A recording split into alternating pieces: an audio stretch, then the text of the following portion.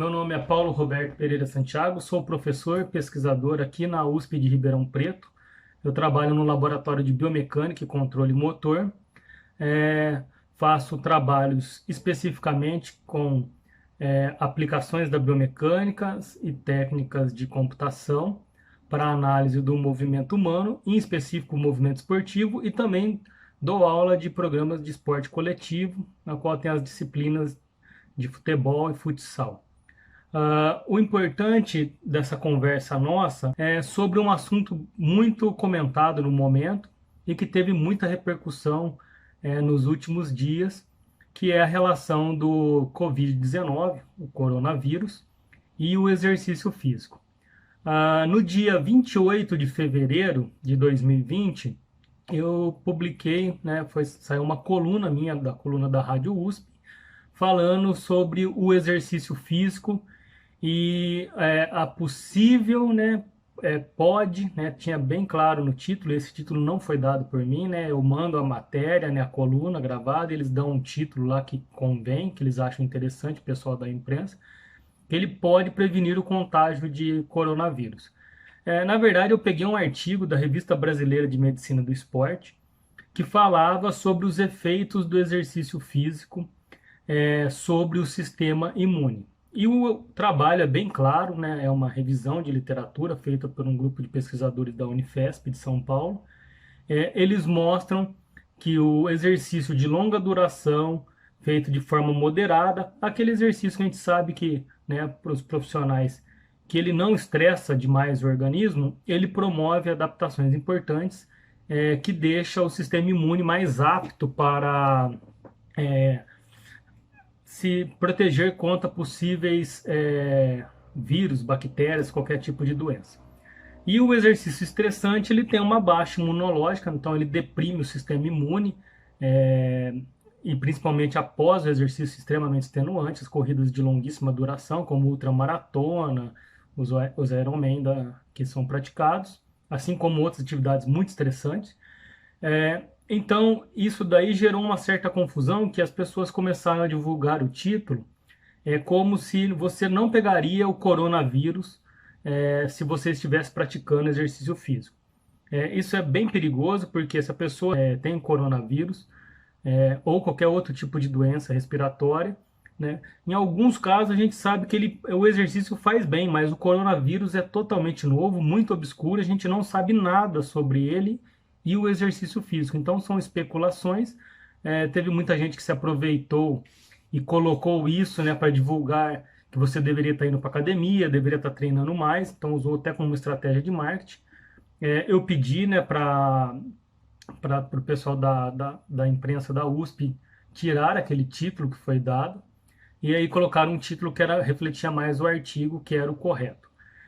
Logo após, o coronavírus, começou a entrar em formas de assunto em diversos locais. Então, por exemplo, um professor de Stanford publicou um trabalho falando que tinha uma substância que poderia ser usada para tratar do coronavírus, mas também fizeram quase que ao mesmo tempo uma entrevista com o professor Jeffrey Woods, perguntando para ele quais que eram os efeitos de exercício físico, se existia perigo ou não nessa época de coronavírus. E aí o professor Jeffrey foi bem enfático em dizer: o exercício, a mesma coisa, o exercício estressante não deve ser praticado, porque ele deprime o sistema imune, mas que é importantíssimo continuar fazendo exercício físico, treinando, mesmo nesse período de coronavírus. E é só tomar os cuidados de ter a reclusão, se afastar, e não estar em um local, tomar as devidas precauções que são das recomendações da OMS. Logo na sequência, a OMS também lançou uma sequência de informes, de avisos, falando sobre a importância do exercício físico também. Tanto é que muitos países fecharam as fronteiras, pedindo para as pessoas ficarem em casa, como quase uma lei, mas eles liberavam para sair para fazer exercício físico, desde que fosse em local fechado, que não tivesse aglomerações E aí é lógico, a pessoa deve fazer o exercício daquela forma que é benéfica, né? Que não é a hora de dar o máximo, é, como a gente, né, coloca aí, dar o gás total para chegar exausto e se matar durante o exercício. É o momento de fazer com moderação, como tudo. Ah, e aí, na sequência, né, para tirar um pouco a atenção desse tipo de situação, eu soltei uma coluna mostrando também uma alternativa que seria relacionada ao esporte e a área de informática, a área de TI, que seriam os esportes, os esportes eletrônicos, conhecido como videogame. E aí essa coluna também teve bastante repercussão, porque o interessante é que eu peguei um artigo e nesse artigo mostra também que por volta de 60% dos atletas de esporte, eles vão para a academia, eles fazem algum tipo de treinamento. Então essas pessoas também estavam sofrendo nesse momento de quarentena, porque eles também não poderiam sair para fazer o treinamento à parte. Lembrando que eles treinam por volta, na frente do computador, jogando de 5,5 horas até 10 horas diárias. Então, o treinamento físico, essa hora de sair, para eles era muito importante. Mas para crianças, para quem está nesse período de quarentena, além de trabalhar em casa, do tipo home office, fazer exercício em casa, que é muito importante, e fazer exercício com cuidado quando você sai ao ar livre, evitar locais de aglomeração. O esporte também é uma tecnologia e uma alternativa muito importante que ajudaria nesse momento. Então um, uma coisa muito importante, até porque o esportes, né, boa parte deles ele é feito com captura de movimento, com sistema de motion capture, que é uma análise basicamente biomecânica do movimento. Então o padrão de movimento que está lá do jogador, ele é literalmente copiado, tirado do atleta fazendo os movimentos. E aí, o profissional de educação física, também como de fisioterapia, e outros que trabalham com análise de movimento, eles fazem, em geral, isso, analisar o padrão de movimento. Então, tem uma tendência a crescer muito nessa parte de virtualização, né? Que é até o propósito desse, né, do Centro Esportivo Virtual, que é o CEV.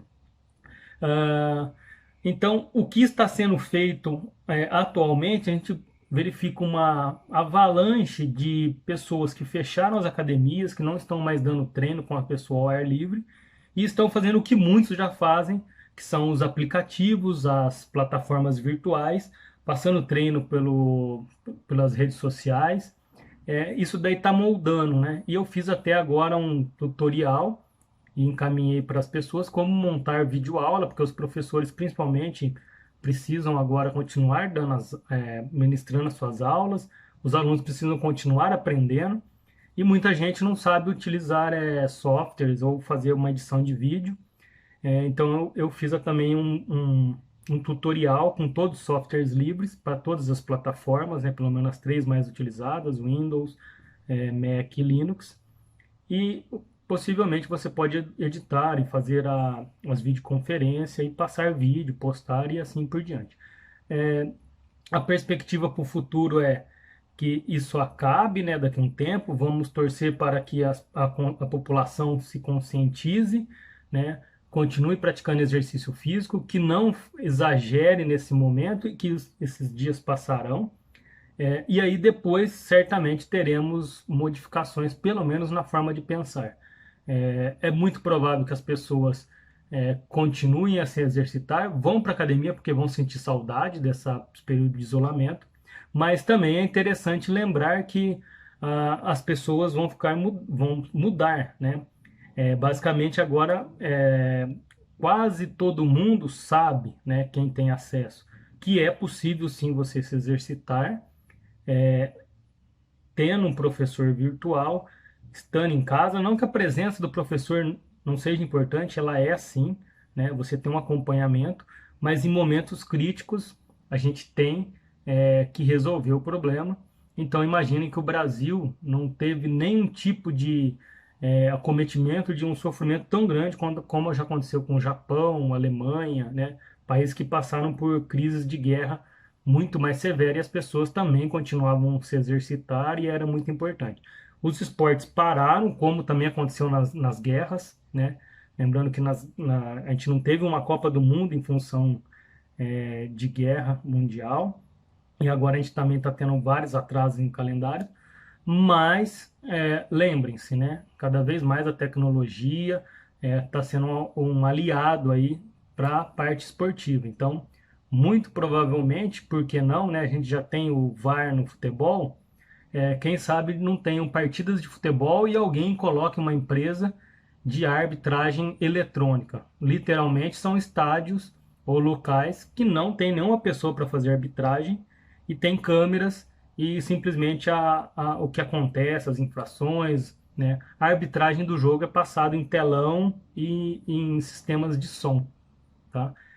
Isso evitaria um monte de outras de problemas, não que a pessoa do árbitro ali não seja importante, mas, por exemplo, o jogador não teria para quem reclamar no momento, não teria em um monte de campeonatos que a gente tem, que as pessoas muitas vezes se descontrolam e agridem os árbitros, né? Eu já passei por isso, a gente sabe que isso acontece.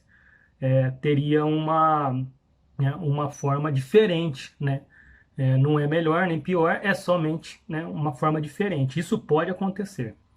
Então, tem várias coisas aí que pode acontecer para o futuro e as pessoas começarem a preocupar um pouquinho mais com o que está na área da TI, na área da tecnologia aplicada ao esporte ou exercício físico. Tá? Certamente, nós sairemos dessa, eu tenho esperança disso, mas, como tudo na vida, a gente não vai sair ficando da mesma forma. É, as pessoas serão diferentes, a educação física será diferente, a gente provavelmente pensará diferente. Espero que para melhore, para que a sociedade, a área do exercício físico, esporte, evolua e melhore. Eu agradeço o convite do SEV e fico à disposição. Faço encontrar meu contato para discutir, para falar sobre ciência, que é o assunto que eu mais gosto aí. Eu vejo muita coisa de ciência, ciência e esporte, e também estudo outros assuntos. A gente não fica só em esporte e ciência, a gente verifica coisas na área da física, a sociologia. Então, assim, ciência é o conhecimento que nunca é perdido. Eu sempre estou estudando e aconselho vocês a fazerem isso nesse momento também, aproveitar para estudar, se atualizar, que é uma boa oportunidade, um momento de reflexão para pensar em como que vocês vão tocar a academia, os negócios e fazer daqui para frente. Obrigado e até uma próxima conversa.